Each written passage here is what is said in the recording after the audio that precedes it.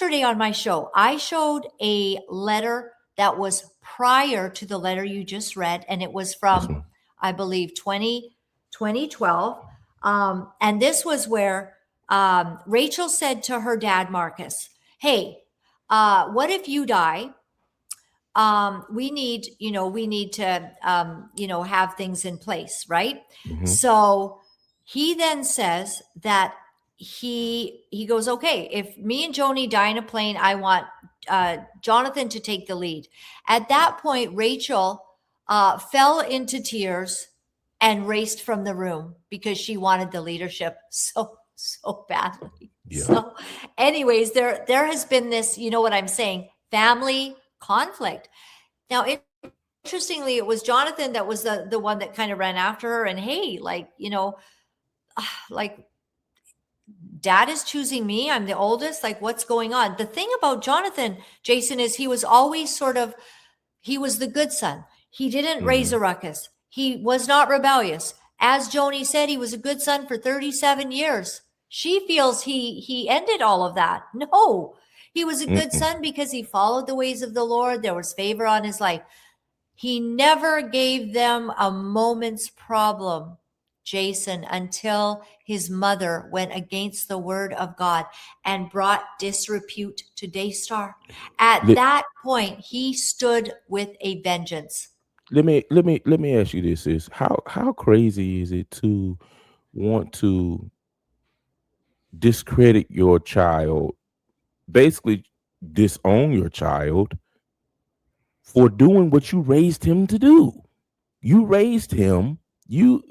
Her, and Marcus raised him in the fear and admonition of the Lord. Raised him to follow the Bible and take it as law. So all of a sudden, why are you upset at the fact that he's doing what you raised him to do? He became what you raised him to become. And then another thing she said in one of the recordings that you released, she said, you don't have any experience in theology. You're not a theologian. You're not a minister. I'm going to listen to those that have 20, 30, 60, 40 years in theology. Well, let me tell y'all something, man. When it comes to God, you can throw your theology out the window. Yes. God is not a theologian. Yes. Whether if you don't know that, let me give you some breaking news. God is not a theologian. He's not a Democrat. He's not a Republican. He's not an independent. God is the supreme Amen. almighty. And just because God doesn't do things the way that we think they should be done, doesn't mean that it's not God. And that just let me know that if you get upset with your son for doing what you raised him to do, that means you don't believe nothing that you taught him. Yes. You don't believe it. Yeah. Because at the end of the day, it was almost like a Nathan and David thing when Jonathan brought the truth to her. When Nathan told David that thou art the man, Yes. Jonathan in so many ways was telling Joni, Yeah. You you are the this one. you're the one. You're You're the the woman. reason why we're in this situation. Yeah. Because you don't want to let go of control. You want everyone to bow down to you. Yeah. And all right, let me switch gears right quick. Again, we're gonna switch gears. We're gonna switch gears, okay? Okay. How is it that how is it that that no one, well, none of the children, well, I ain't gonna say none of the children. I don't know. Maybe you can clarify as far as Rachel and Rebecca goes. But how is it so to the point to where no one notified Jonathan that his mother, the lady that carried him for 9 months, that birthed him, Yeah. no one notified him to tell him how bad she really was? And if the sisters didn't know, how come none of them, even if it was at Joni's orders, how come none of them were brave enough to say, you know what, let me call my brother. I Jonathan, I know what mom said. I know the spats that we've all been having, but bro, this is it. She's at the door. You need to get here. How come no one notified him? I And have no explanation. How let me could ask you they this: not? Go ahead. did the daughters know? Well, this is what we're wondering about because we actually don't know that. So, how is it that Joni dies the day before, the night Joni dies? Rebecca and Rachel are on set, all aglow, Mm-hmm. pearly whites. They are smiling. They are announcing that Rebecca is going to get the new table talk, which is going to be friends at the table or something like that. Rachel is Mm-hmm. going to get ministry now. God help us all. And they're just smiling. And of course, Daystar and Joni has platformed Pete, the alleged predator, has Yeah. platformed him for all of these years and kicked out her godly son. And that man makes your skin crawl, Pete. And when he's lied about a sleepover that happened at their home, like literally lied. His wife spoke about it on the table talk. There was a sleepover. He denies it to the police. There was no sleepover. Everyone in the family knows this. Then he denies that he kissed the little girl on the lips while JW and Rebecca saw it, right? Then he Mm-hmm. denies what the housekeeper Sylvia said. She saw them in the pool. And she was quite alarmed because his hands are all over the little girl in the pool and he's kissing her all over. Okay. Sylvia saw this and she was alarmed and she thought, well, maybe this is okay in our cultures, you know. And no, it's not. So she tells the police that, of course, Joshua Brown denies it. He denies following that little girl up to the room right after Susie had said for her to get her bathing suit on. What man in his right mind follows a child up to a bedroom after the mother has said to get changed? Joni Lamb sits on there, and I was watching it again. Joni Lamb says, now I was there. Joni was not there. She was in the basement. She wasn't there. Julie Royce made this so brilliantly clear. If you see Julie's interview with Jonathan and Susie regarding this whole incident, we have an alleged predator that has been put out there. Then we have the girls. They don't care. I mean, they really value money. That's one thing very, very clear. As soon as it came to getting the money, both Rachel and Rebecca have screamed at the top of their lungs, demanding their, fortunes and all of that. In fact, Rebecca was very upset when Marcus died and she didn't get a very, very healthy chunk. Okay. Let me ask you this, sis, because Yeah, go ahead. I got to ask you this question because you brought up you brought up something. I want to give a shout out right quick on this comment. Yeah. Nicola Moreland said, "Lock him up." Yes. Hey, hold Yes, on one second. Nicole. I got something I got something, Nicole, I want to play is just for you. She said, "Lock him up." I like it. FBI, open up. So, I like it. I got to ask you a question, sis. Yeah.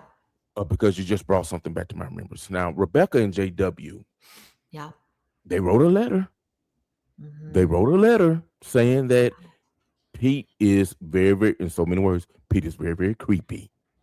Yeah. And that and it was so that they would never allow their children around this man. Now, Never. at some point in time, they doubled back. Why was that? Because they're not going to go against the Joni. Joni said, God told me he's innocent. Joni said, God told me to marry Doug Weiss. Joni said, God said this and God said that. So they won't go against the Joni. And even now, while Joni has been on her deathbed 2 days ago, they would not go against her wishes that nobody be told of the Daystar, all of the friends who watch the audience, and no one would be told, and Jonathan hasn't been told. So what did they know at the end? What did Doug Weiss know? Is Rachel upset because she looks like a fool to be on the set laughing and celebrating that she'll be taking over shows while their mother dies that night. What is wrong with this picture? It's not Jonathan that is mortified. It's probably them as well. So I don't think she was in town. I have heard, I had somebody who wrote me and sent me a text that they have information that she was not even in the country.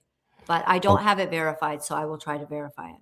Okay, so which brings me to I got a two-part question now. First question is this. With the reaction of if the girls, it kind of leads me to believe the girls did not know, because if it was my mother, because all right, for example, my mother, we had an episode with my mother a couple weeks ago. We almost lost her, and during that, I shut down everything. I wasn't making content. I wasn't. I was having to leave work early because things were pretty bad. By the grace of God, she's still here. So if it was my mother and I knew how bad it was, ain't no way on God's green earth I'm going to be in front of no camera smiling and talking about I'm getting ready to take over any show. I'm going to be right there by her side. Yes. So that leads me to believe that maybe they did not know, which kind of justifies and explains the infighting between, was it Rachel and Doug a couple of days ago, or was it Rebecca and Doug? It was Rachel and Doug. So Rachel is she's the second, she's the blonde, and Rachel and Doug, and they fought in front of the whole studio. So I actually have it from a couple of different sources now. So we know it really did happen, that there's a big fight. And I would say that my concern is that this is going to get a little bit worse. I'm hoping Doug leaves and he just leaves graciously, because nobody wants to see his pug mug again. And I say that as kindly as I can. I do. I'm a Christian woman. I try to do my very best, but even the Lord called the people that were false and fake. He called them out. We can no longer be playing fake Christianity while people are liars, deceivers, adulterers, walking amongst us, pulling off crazy stuff. And literally, Doug is the reason, I would say, for the demise. 30 broadcasters have left, Joni.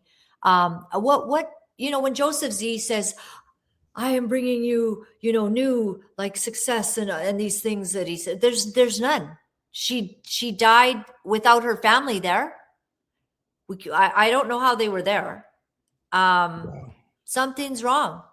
She died in a terrible way, and now her legacy is, and will continue to be, that she brought disrepute and sin into the camp.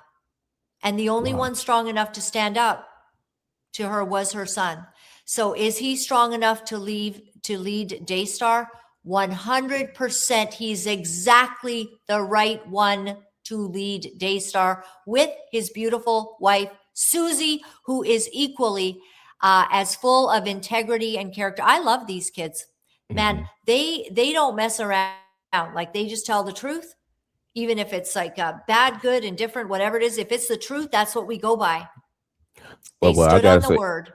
Yeah. I gotta say this. While you was listening, or while you was talking, I was thinking about Doug and Pete and Joshua and Doug, and the first thing that came to my mind was, hey man, somebody may be coming for him in a minute, man, because we got some things going on, because it's prophetic. What just happened there? That's prophetic.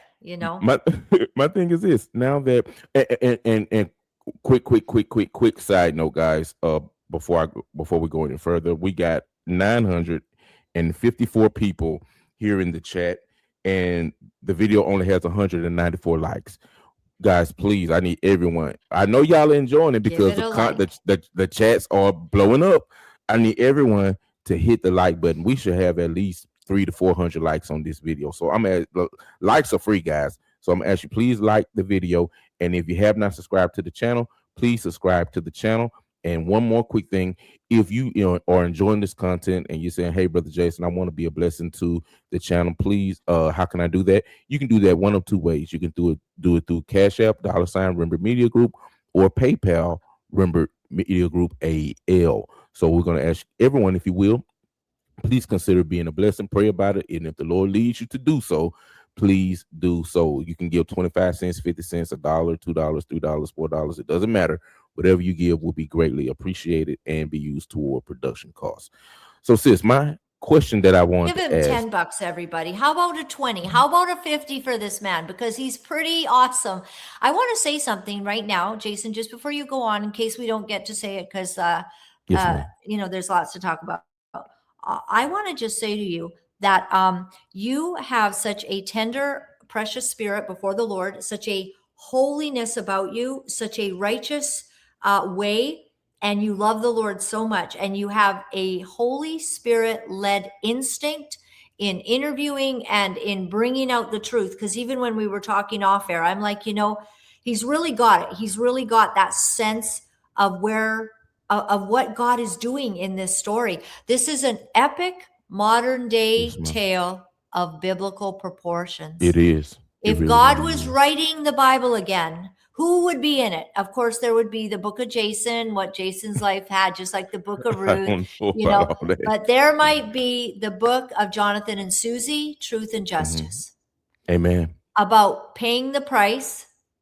And I'm hoping there's a real good ending to this. Now, if Tom Callender and Arnold Torres are smart, and if John Lynch is smart, because you know what I have in my possession? I have the worst tapes.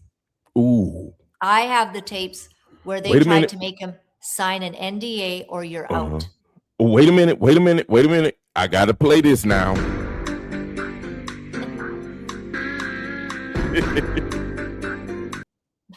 Wait a minute. So you say it again, sis. You got what now? I got the worst tapes. I got the tapes that I said on my broadcast on Friday, I said, I'm going to put these on pause for now.